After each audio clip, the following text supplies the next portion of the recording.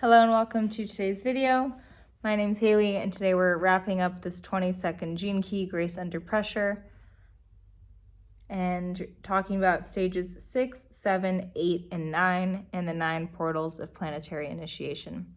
So this is part 3 of 3 in reference to talking about the portals of planetary initiation. So if you haven't seen parts 1 and 2, I highly recommend watching those before diving in, seeing as this is a sequential process and we're going over 6, 7, 8, and 9 today. So hopping right into the 6th, right? The last one was Annunciation, which was 5. And so going from Annunciation to Communion, which is 6. So the 6th initiation is the greatest experience a human being can have. It's the zenith of life. And it's the end of our evolution on Earth.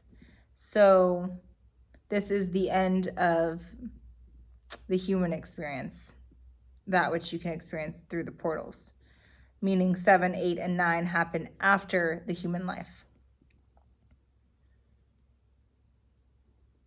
It's the full awakening of Christ consciousness in the human vehicle. It's enlightenment, which requires the death of that which identifies with the principle of form itself. It requires you to fully give up your ego, or rather use your ego to serve the whole. So there's no more individual decisions being made here. There is full movement and channel of divine energy through the human vessel. The 6th body is referring to the atmic body, which is an enlightened being. So examples of this are Buddha, Jesus. So it's a pretty big deal. This is the 6th state of initiation. And I'll just keep in mind, going from 5 to 6 is not, there's not any time frame. It could take a second, it could take a long time. It's spontaneous, all of these for the most part. So it's not like you're like, oh, I just did 5th, 6th must be tomorrow. You know, that's not really how this works. It's all spontaneous, so no one can really say when this level of consciousness will dawn upon you.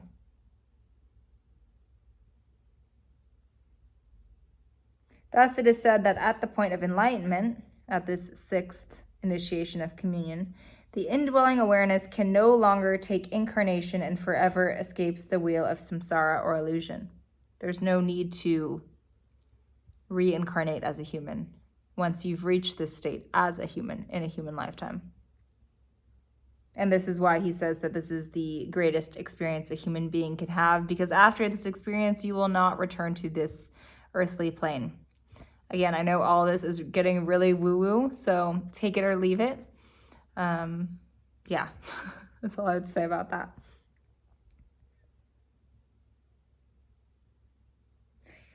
So communion in references to church. I was raised Christian. If you're raised Christian or Catholic, you might already be familiar with this concept of communion within the church, right? It's taking the bread and the little wine or fake glass of wine and eating it.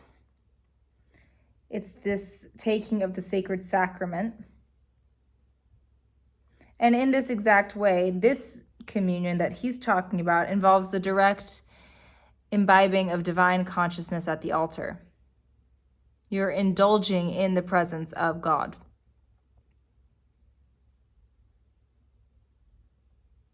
And as you enter into this state of true communion, this 6th initiation, you are transcending all of this separateness, all of this, oh, there's me and there's mine and this is for me only. And you're entering into the realm of oneness, of seeing others as yourself, just as important as yourself, as seeing everything that is an asset to be shared, given, and received. There's no more me and mine and separate from others. It's the final breaking up of the karmic residue held in your DNA. Oh, I like that line a lot. I think it sounds It just rolls off the tongue really nicely. There's a final breaking up of the karmic residue held in your DNA. There's a release of trauma, all trauma. There's no more low vibrational emotions coursing through your energetic field. So it's a pretty big sacrifice here, right? It's sacrificing any and all aspects of yourself that think they are only you. You're giving up your lower bodies, all of your low vibrational desires and feelings, memories, dreams, knowledge, and being taken over by a greater being who has been waiting all along with you. And again, this is the differentiation between the 5th and the 6th. The 6th is every single aspect of you that is separate, you give up. Whereas the 5th, there's still parts of you that you are withholding and attached to. Therefore, there's still this perceived degrees of separation. The 6th is full on enlightenment. So going from 6 to 7, and remember 7, 8, and 9 are the higher evolution. They don't take place within the human lifetime. They lie beyond the human story and beyond Earth. So 6 or 7, 8, and 9 are very hard to describe in words because we're not even dealing with humans, English, much less any other language or Earth once we're getting into these states. So keep that in mind. This section is mainly meant to be received with the heart. And he kind of packs them all together in this last page and a half here. So it'll be a pretty quick run through here. So these are not conveyed through words or sound, but rather through direct transmission in silence. I guess the best way I could describe this is if you are a meditator. Sometimes when you meditate, even if you're not a meditator, here's an example that everyone can relate to. When you go to bed, sometimes you have some dreams, and then sometimes when you wake up, you might not actually remember the contents of your dreams, but you remember how they made you feel. And maybe you even have some inkling of a course of action you're supposed to take or an itch you're supposed to scratch based off the dream you had that you don't even remember. This is kind of the way in which communication happens in the higher realms.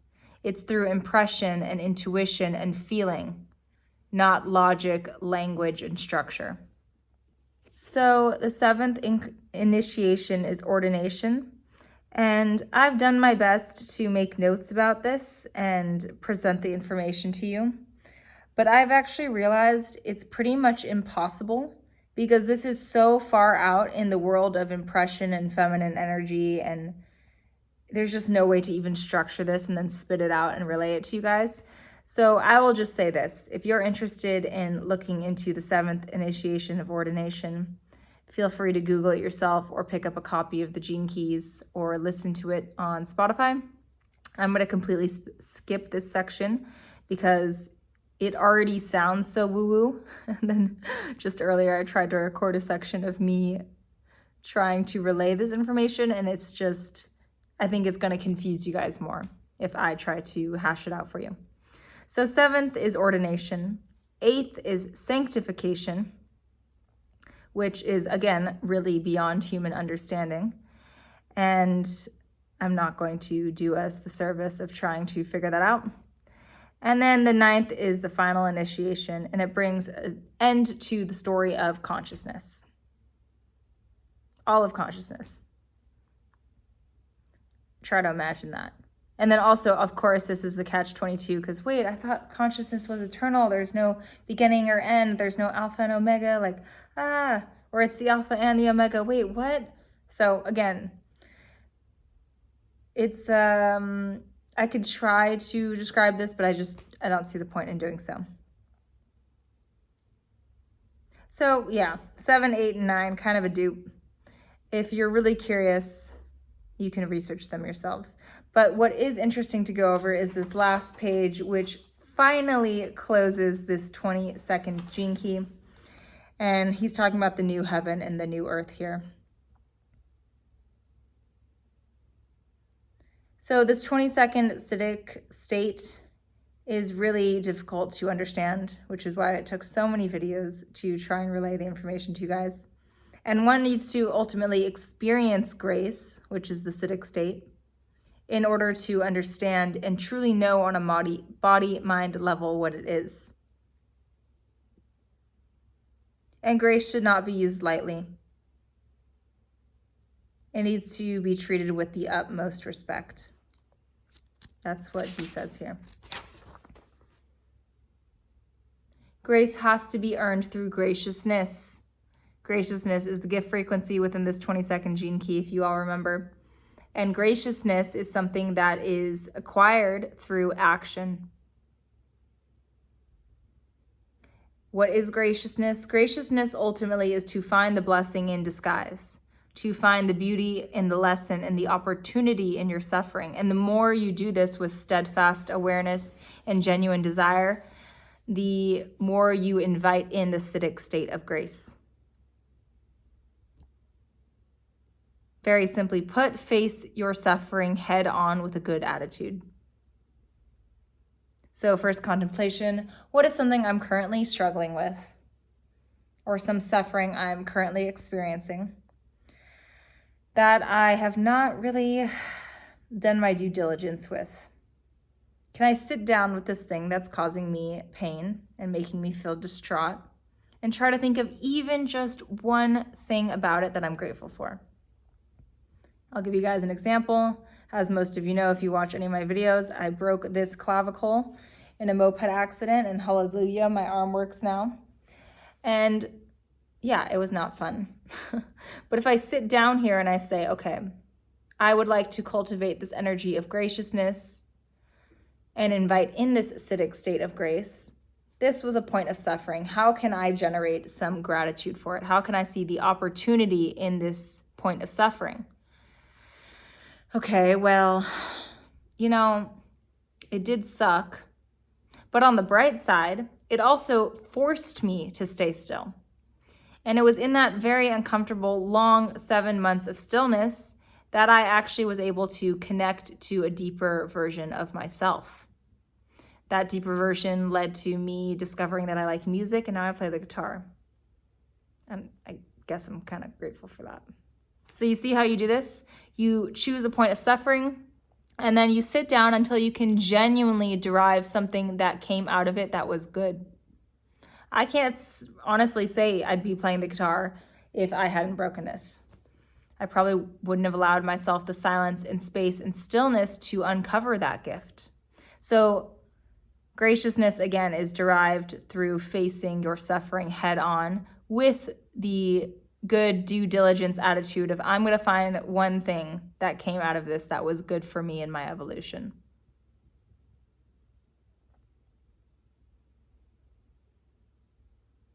You must not turn your face away from the pain life offers you. Life is offering you an opportunity to grow and learn and uncover and discover more about yourself in every single form of suffering. We're all here to be tested over and over until we show that our faith in nature herself can never again be lost. And I wholeheartedly believe that.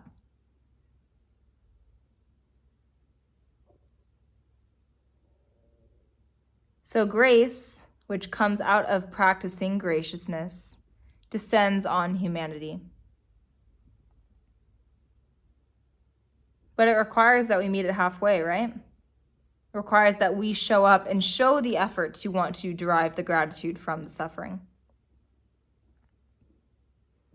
And as grace descends, it wipes out all of your past karma in a flash, and everlasting peace comes in. I know these are big promises, guys, but this is just the truth of the matter.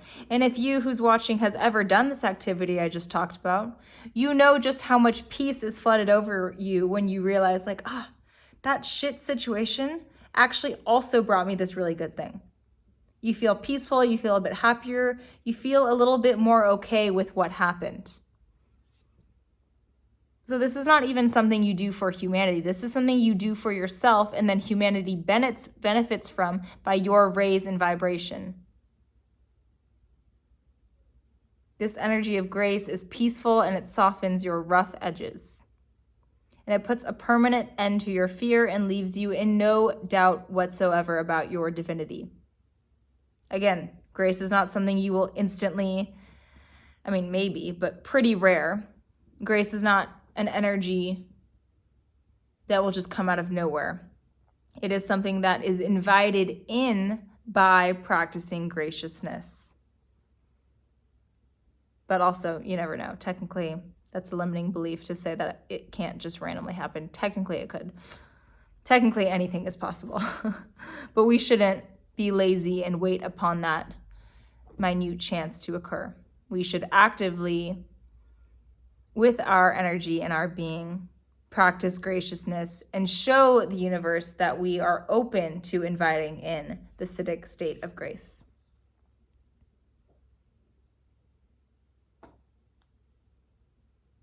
So to be present in the presence of someone manifesting this SIDDHI state of grace is to be entranced by the aura of love that surrounds them, he says. And it's something you can never forget. If you've truly met someone embodied in this SIDDHI state of grace, it will stir your own soul and seek you to find it until you do.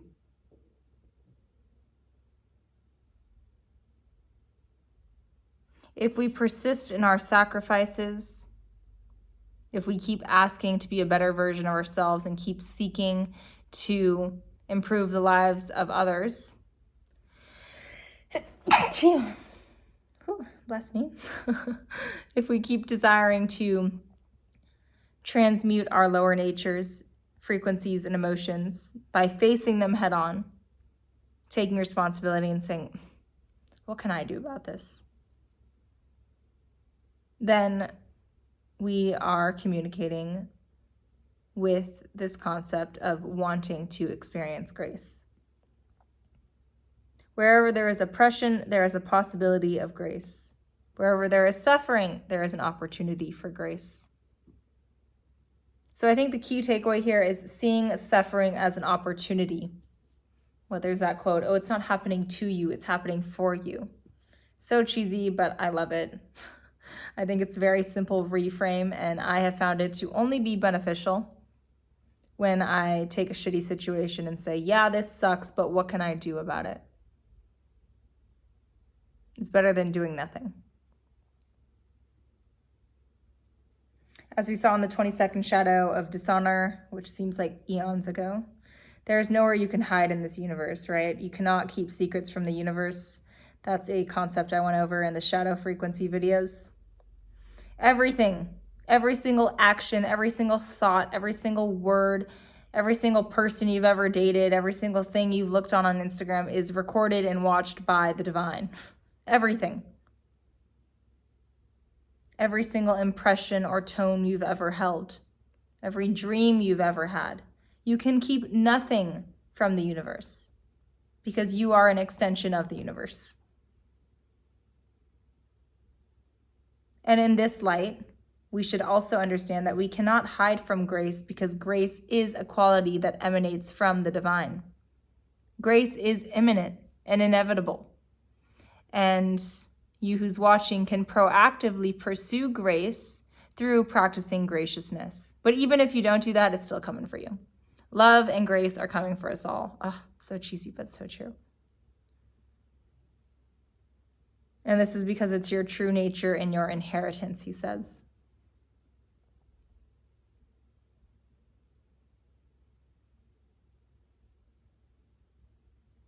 So this new epoch, which the 22nd gene key talks a lot about, which is the reason we're going all over all these 7 sacred seals, 9 initiations, 6, human wounds, all these things. It's talking about this new epoch that's coming or that is dawning, and it's marked by grace. And grace ultimately is calling upon each of us to listen, to be, to meditate, and receive blessings, receive wisdom, receive understanding, receive love, and then be able to give love, give wisdom. So the last thing I'll leave you guys with as we wrap this up is, above all, remember this. Through grace, the universe has but a single wish: for you to remember that you are love. And there is nothing in you but love. So cute. Yep, so that wraps up Grace Under Pressure. Whew, that was a lot of videos for one gene key. The following gene keys are back to our regular schedule of 2 videos for the shadow frequency, 1 for the gift, and 1 for the SIDDHI state, since we're back to the more normal length chapters going forward. So catch you guys in the 23rd gene key video, which is called The Alchemy of Simplicity. Hey guys, thanks for tuning in to another Gene Keys video with me. If you're interested in working one-on-one together, feel free to email me. It's in the description box below. We can work together on reading your gene keys, which I just started doing for people, which is really exciting. I also offer one-to-one coaching where we can meet together to work through insecurities, blockages that you have, and just really stepping into the best, brightest version of yourself. So I look forward to hearing from you guys, and I'll catch you in the next video.